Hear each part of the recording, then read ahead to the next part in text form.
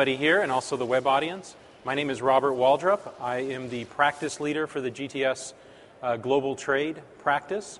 And today I'm going to talk to you about a very bold and ambitious topic, which is how GTS will help create millions of jobs and keep the world safe. And we'll go through that, and you'll still have time for lunch. Just one slide on who we are. We are the longest-standing GTS partner practice, leader in market share, client references. We've been doing this for a very long time. Those are some of the clients that we've helped with GTS. One of the things that distinguishes us from perhaps some of our competitors is all of our consultants are industry trained.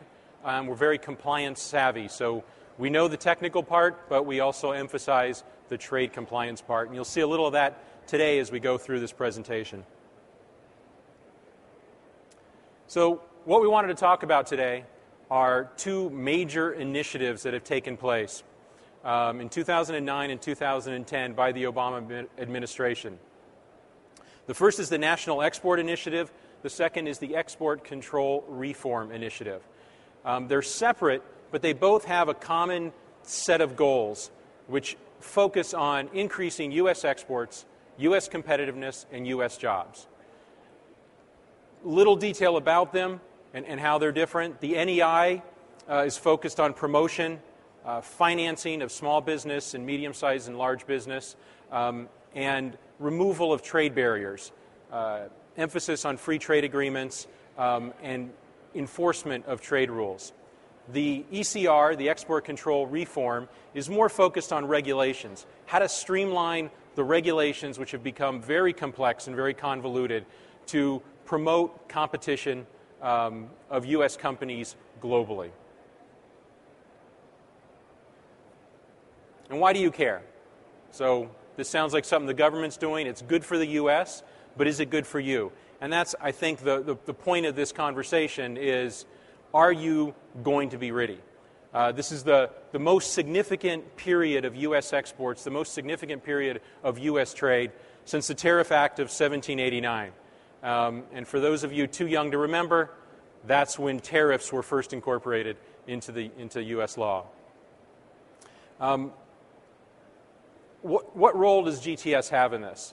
Well, in order to keep up with all of these changes, in order to have your company basically keep up with the growth that you could take advantage of, you need a very nimble system. You need a system that you can change as these regulations occur. And this is what GTS will provide you. So, does anyone here not know what GTS is, Global Trade Services? Anyone not use it? I can't ask the web audience, but I can ask you guys. So, in the briefest way possible, GTS gets your goods across borders. It integrates in with your supply chain, your inbound and your outbound supply chain. And it ensures that you do three things. Follow all the laws that your company is obligated to follow, depending on the industry that you're in and the country that you operate from. Minimize your payments of duties, fees, and taxes, and communicate with customs and customers and logistics providers and vendors. In a nutshell, in a very small nutshell, that's what GTS does. It provides you the benefits of automating your processes through integration, standardization of several areas. The areas are listed there. Supports your future growth, process improvement in supply chain and outside of supply chain, bottom line cost savings, audit support, risk avoidance, and business intelligence and reporting. So advantages that most of our clients have experienced, usually not all 5 of those, but at least the majority of those. And so why GTS?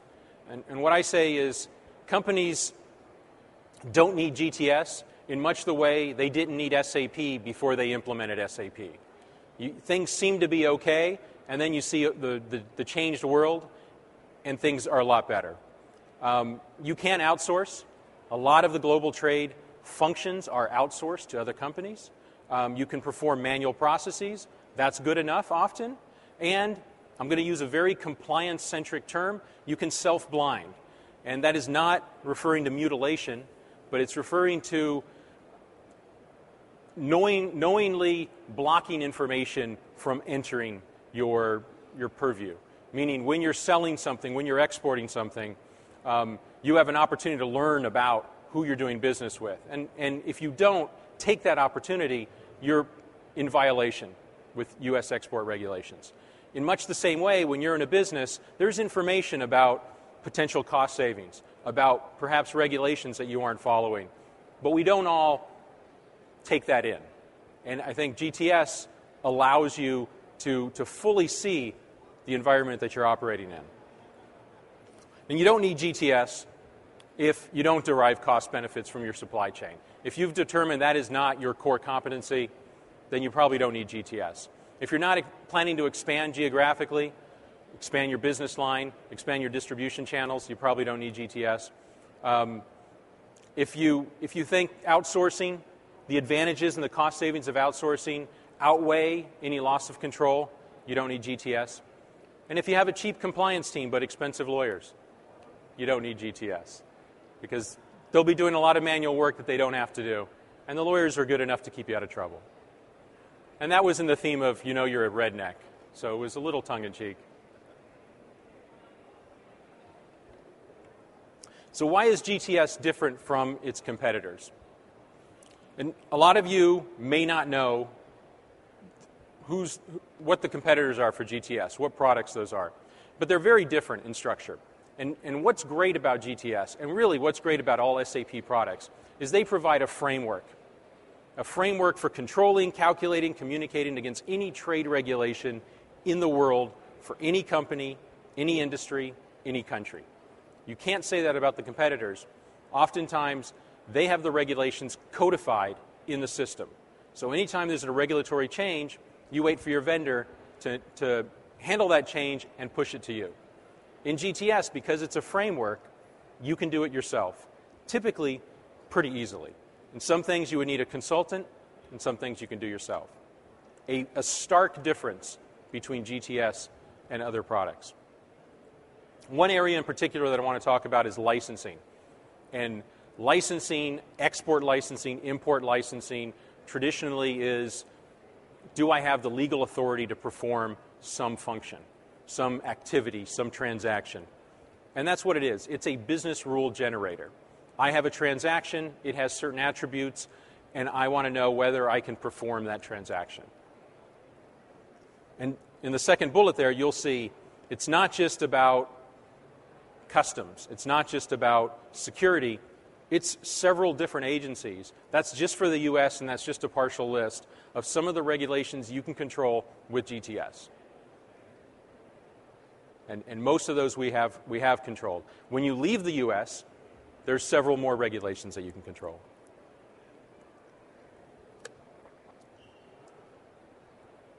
I'm going to go through just 3 examples.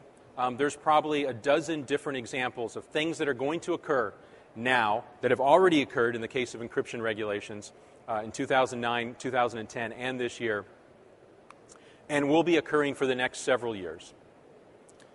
For those of you not familiar with encryption technology, a lot of products, high-tech products, have encryption technology, which from a U.S. perspective is something that they want to control, because if it gets in the wrong hands, you can have some nefarious actions performed with that. You can protect information that the U.S. doesn't necessarily want protected or hidden from them.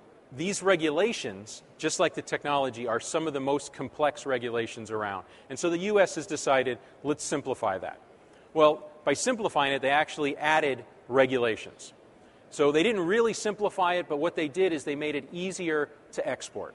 They made it easier for you to get your product into your customers' hands and reduce the waiting period, reduce the constraints that you had. So there are now, with the new simplified regulations, 17 different ways to treat an encryption product. And this affects how you report it, how you control it, who gets the product, what documentary evidence you need to perform an export. That's just the U.S. Every country that you do business in has different export regulations. Not quite as complicated, as the U.S.'s, but still complicated and different. So you can't just apply U.S. regulations globally. Now, this sounds scary, but it's not. GTS, again, unlike these other competitor tools, allows you to make these changes. And you can go and keep up with all of these regulations by making changes to the master data and making changes to configuration. So you're not waiting for SAP to release a new version of their product. Second example I want to talk about are free trade agreements. So this is the National Export Initiative part of this discussion.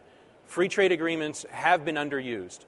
There are 17 partners that we do business with, the U.S. does business with, under free trade agreements. There's 3 more that are in process right now. Okay? Until the last version of GTS, or until the current version of GTS, only 2 of those partners were supported from a U.S. perspective, only NAFTA. Now, all of them are supported. And they're all supported using the same structure, basically the same workflow, the same system, just with different rules set up.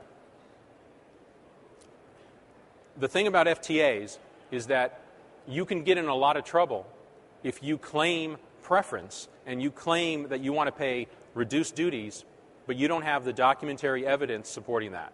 So if you want to do this in a manual way, it is very difficult. And the choice taken by most companies is don't do it. It's not worth it. It's not worth the risk. GTS allows you to fully automate that. So now you're not doing that work, and GTS is handling that for you. It's retaining the documents, the audit trail, to allow you to take advantage of these free trade agreements.